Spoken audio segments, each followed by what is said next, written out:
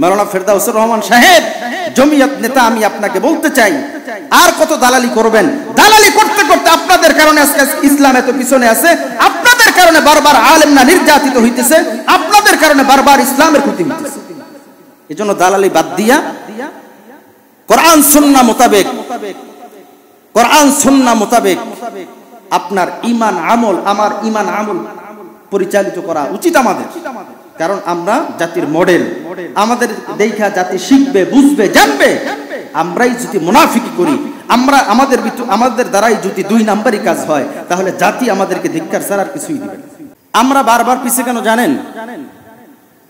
বারবার পিছে শুধু আমার মতো লেবাস সুরাতওয়ালা কিছু মুনাফিক মার্কা আলেমের কারণে। আমরা যতক্ষণ পর্যন্ত মুনাফিকি দূর করতে না পারবো, যতক্ষণ পর্যন্ত আমাদের অন্তর থেকে নেফাক, রিয়া, তাকাব্বুরি দূর করতে না পারবো, ততক্ষণ পর্যন্ত আলেম সমাজ কোনোদিন অগ্রগামী হতে পারবে না। আফসোস লাগে, নিজের কাছে ধিক্কার মনে হয় যে মানুষ কতটা নিচে নামতে পারে। আপনারা ইতিমধ্যে সোশ্যাল মিডিয়ায় দেখেছেন যে আমাদের বাংলাদেশের একজন নেতা সম্পর্কে একজন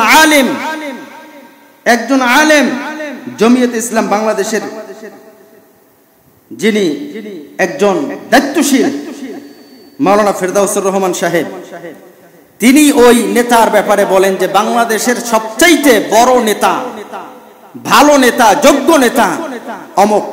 নাম না বললাম আমি।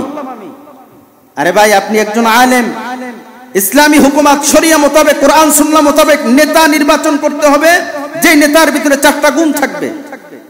তো যেই নেতার ভিতরে সুন্নত নাই, যেই নেতার ভিতরে নবীর আদর্শ নাই, তাকে আপনি সবচেয়ে বড় নেতা বললেন।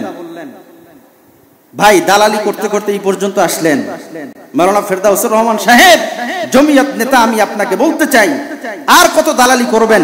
দালালি করতে করতে আপনাদের কারণে আজকে ইসলাম এত পিছনে আছে, আপনাদের কারণে বারবার আলেমরা নির্যাতিত হইতেছে, আপনাদের কারণে বারবার ইসলামের ক্ষতি হইতেছে। এজন্য দালালি বাদ দিয়া কোরআন সুন্নাহ মোতাবেক আপনার ঈমান আমল, আমার ঈমান আমল পরিচালিত করা উচিত আমাদের। কারণ আমরা জাতির মডেল, আমাদের দেখা জাতি শিখবে, বুঝবে, জানবে। আমরাই যদি মুনাফিকি করি, আমাদের দ্বারাই যদি 2 নাম্বারই কাজ হয়, তাহলে জাতি আমাদেরকে ধিক্কার ছাড়া আর কিছুই দিবে না।